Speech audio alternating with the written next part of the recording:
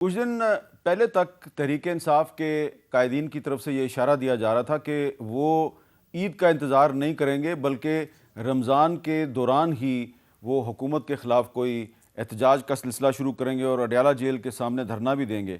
لیکن اب یہ اشارے مل رہے ہیں کہ حکومت نے بھی فیصلہ کیا ہے کہ عید کا انتظار نہ کیا جائے بلکہ عید سے پہلے کچھ لوگوں کو گرفتار کر لیا جائے گا. اور کچھ اشارے یہ ہیں کہ جو بڑا ایک گرینڈ آپریشن ہے وہ عید کے بعد شروع ہوگا. تو یہ اگر رمضان کے دوران میں اور پھر عید کے بعد اگر یہ گرفتاریوں کا سلسلہ شروع رہا تو سوال بڑا اہم ہے کہ سیاسی استحکام کیسے آئے گا، کیونکہ آئی ایم ایف کا وفد پاکستان میں ہے اور اس وفد کی جو پاکستان میں موجودگی ہے وہ کسی کو شک نہیں ہے کہ اس کے بعد مہنگائی کا ایک طوفان آئے گا. تو اس مہنگائی کے طوفان کا مقابلہ کرنے کے لیے پاکستان میں اتحاد اور یکجہتی کی ضرورت ہے. تو یہ کیسے ممکن ہوگا؟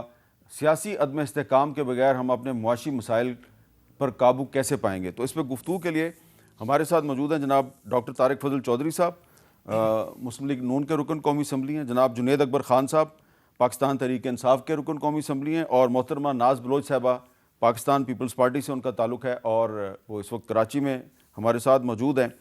تو آج ایک سینیٹر سابق سینیٹر صاحب ہیں، وہ دوبارہ سینٹ کے الیکشن میں حصہ لے رہے ہیں آزاد امیدوار کی حیثیت سے.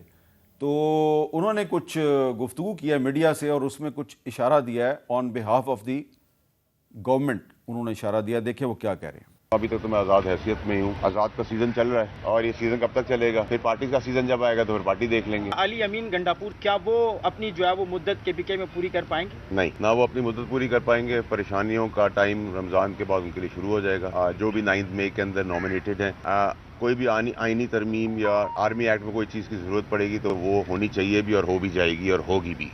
اچھا، طارق فضل چودھری صاحب، فیصل واڈا صاحب کا تعلق نہ آپ کی پارٹی سے ہے نہ پیپلز پارٹی سے ہے، کسی پارٹی سے نہیں ہے، وہ آزاد ہیں. وہ کہتے ہیں یہ آزادوں کا سیزن ہے، لیکن وہ بات کر رہے ہیں بڑے وثوق کے ساتھ جیسے حکومت وہی ہیں. تو اگر عید کے بعد گرفتاریاں شروع ہو جائیں گی تو پھر سٹیبلٹی کیسے آئے گی؟ بسم اللہ الرحمن الرحیم. میر صاحب، سب سے پہلے تو میں آپ کی پہلی بات سے بالکل اتفاق کرتا ہوں کہ دیکھیں، جو الیکشن ہوتا ہے وہ پاکستان میں جتنے بھی ماضی میں 2 4 6 الیکشن دیکھ لیں، اس کے بعد ہمیشہ ہارنے والی جماعتیں الزامات بھی لگاتے رہے. 2018 کے الیکشن میں تو ہماری جو متحدہ اپوزیشن تھی وہ تو اسمبلیوں میں بیٹھنے کے لیے تیار نہیں تھی، لیکن پھر فیصلہ کیا گیا کہ نظام کو آگے چلنا ہے تو let's be part of the system. تو یہ سارا تو ٹائم تو اوور ہو چکا ہے نا. اب ہم ایک اگلے مرحلے میں داخل ہو گئے ہیں. حکومتیں بن چکی ہیں صوبوں میں، مرکز میں، اور اب لوگوں کی جو ہے وہ امیدیں وابستہ ہو گئی ہیں کہ اب یہ حکومتیں جو ہیں اب یہ ہمارے مسائل کی بات کریں گی، پاکستان کے مسئلوں کو حل کرنے کی بات کریں گی، اور ایک عام آدمی کی زندگی میں آسانی کیسے آ سکتی ہے اس پہ بات ہوگی. تو میرا تو خیال یہ ہے کہ گورنمنٹس کا جو فوکس ہے وہ اسی طرف رہے تو بہتر ہے. اب یہ پکڑ دھکڑ گورنمنٹ کی طرف سے اور اپوزیشن کی طرف سے جلاؤ گھراؤ، شہر بند کرو، سڑکیں بند کرو، یہ کام اب ختم ہونا چاہیے. باقی جہاں تک آپ نے بات کی واڈا صاحب کی، تو واڈا صاحب تو ماشاءاللہ میرے تو دوست بھی ہیں اور پیش گوئیاں کرنے کے وہ ماسٹر ہیں، بلکہ پیش گوئیاں کرنے میں تو اب وہ ماشاءاللہ PhD کر چکے ہیں. آزاد حیثیت سے لوگ الیکشن لڑتے رہے ہیں. سینٹ میں بہت بڑی تعداد جو ہے وہ انڈیپینڈنٹ سینیٹرز کی آتی رہی ہے، تو وہ اپنی قسمت آزمائی کر رہے ہیں. دیکھیں، میں ان کے لیے نیک خواہشات رکھتا ہوں. اچھا، نیک خواہشات رکھتی ہیں اور پیپلز پارٹی بھی نیک خواہشات رکھتی ہے اور MQM بھی نیک خواہشات رکھتی ہے. تو جنید اکبر خان صاحب، فیصل واڈا صاحب نے جو بات کی ہے اس کو ہم اس لیے نظر انداز نہیں کر سکتے کہ وہ پہلے الیکشن سے پہلے وہ کہتے تھے کہ جو تحریک انصاف ہے وہ اس کا نشان جو ہے بلہ وہ بیلٹ پیپر پہ نہیں ہوگا. تو اس وقت ہم کہتے تھے پتہ نہیں یہ کس طرح ان کو کس نے بتایا ہے، اور میں تو یقین بھی نہیں کرتا تھا. لیکن پھر وہ بلے کا نشان غائب ہو گیا. تو اب وہ کہہ رہے ہیں کہ رمضان کے بعد علی امین گنڈاپور صاحب جو ہیں ان کے لیے مشکلات کا دور شروع ہو جائے گا. تو وہ جو ہم سن رہے تھے کہ آپ نے رمضان کے دوران احتجاج کرنا ہے، تو اب آپ کا احتجاج پتہ نہیں ہو رہا ہے یا نہیں ہو رہا، لیکن کوئی آپ تیار ہیں؟ رمضان کے بعد گرفتاریوں کا سیزن شروع ہو رہا ہے. بسم اللہ الرحمن الرحیم. جی بڑی مہربانی، شکریہ سر. جی ہم پہلے بھی بھگت چکے ہیں اور یہاں اسمبلی میں یہ اتنا آسان نہیں تھا ہمارے لیے جتنے ہم نے کاٹی ہے، تو ہمارے لیے کوئی مسئلہ نہیں، ہم پھر بھی تیار ہے.